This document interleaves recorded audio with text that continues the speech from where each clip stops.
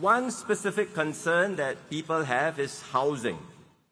And the main problem we face today is insufficient BTO flats because our supply was impacted by delays caused by COVID. We are steadily catching up on the backlog, ramping up supply and building more BTO flats.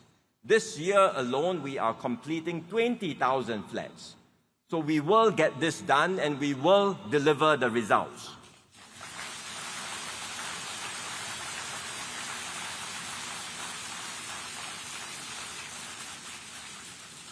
Despite these efforts, I know some still worry about the affordability of HDB flats.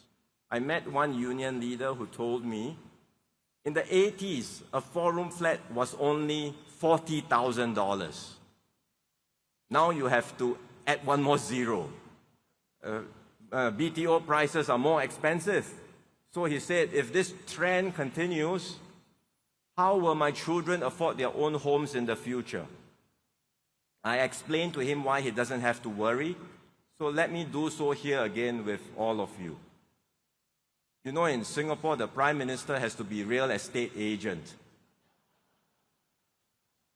So I'm learning and brushing up my skills, and I will use this occasion to practice. When you think about affordability, please don't just look at the headline price of the BTO flat.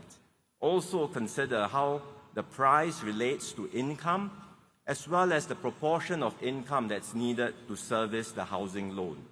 Then you have a complete picture of affordability.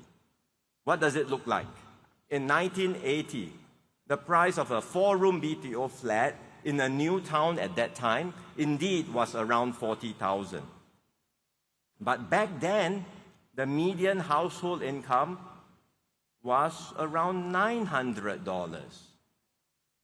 And the typical household would use about a quarter of their income to service the loan. 1/4 of the income to service the loan. What's the situation today? Take the price of a 4-room flat in a non-mature estate like Bukit Batok, recently launched. It's about $350,000. So yes, prices have risen nearly 10 times since 1980, but the median household income has risen 10 times too, from $900 in 1980 to $9,000 today. So BTO flat prices have in fact moved in tandem with incomes. And what I've described does not even include the housing grants, because we give out up to $80,000 of grants for first-timers, which make the flats more affordable for them.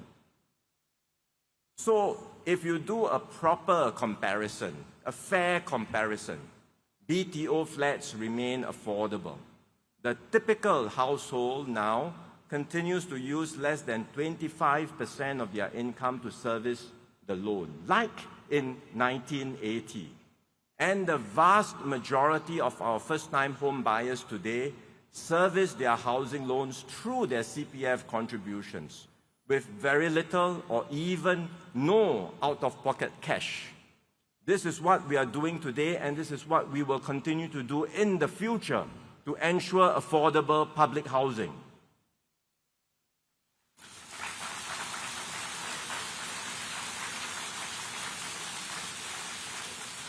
So, brothers and sisters, affordable and accessible public housing, like access to first-rate education and healthcare, will always be a key part of our social compact in Singapore.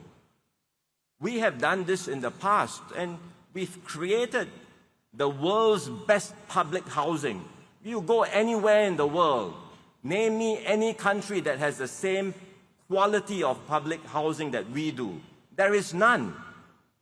Now we are continuing to provide affordable and quality public housing to Singaporeans, and as long as the PAP remains in charge, we will ensure quality public housing that is affordable and accessible for our children and future generations.